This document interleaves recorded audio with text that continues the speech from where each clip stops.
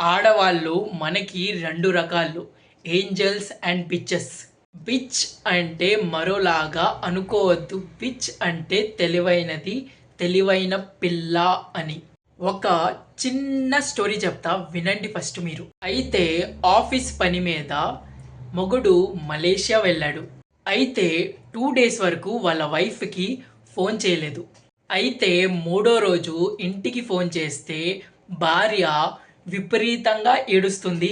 భార్య ఉండి 2 రోజుల నుంచి నాకు ఎందుకు ఫోన్ చేయలేదు? నాకు 2 రోజుల నుంచి నిద్ర లేదు. నీకు ఏమైందో అని 2 రోజుల నుంచి భయం.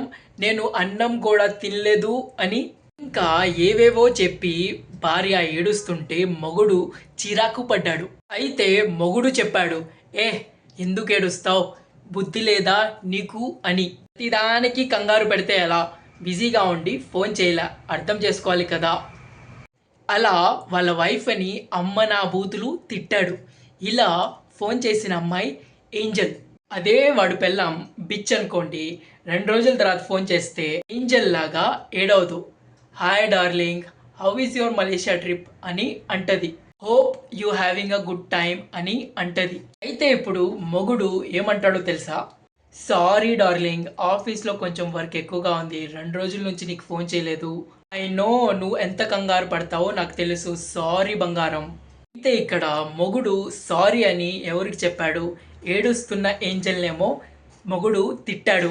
పట్టించుకోని బిచ్‌కేమో సారీ చెప్పాడు. అందుకే లైఫ్‌లో ఆడవాళ్ళు అందరూ ఏంజెల్స్‌లా ఉండొద్దు. Be a bitch.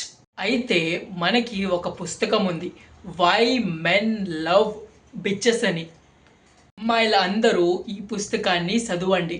మీరు అబ్బాయిల్ని ఎలా హ్యాండిల్ చేయాలో తెలుసుకుంటారు. ఐ మీన్ మగాల్ని మ్యానిపులేట్ చేయడానికి కాదు. అబ్బాయిల్ని బాగా అర్థం చేసుకుంటారు మీరు. And please read 'why men love bitches' అని.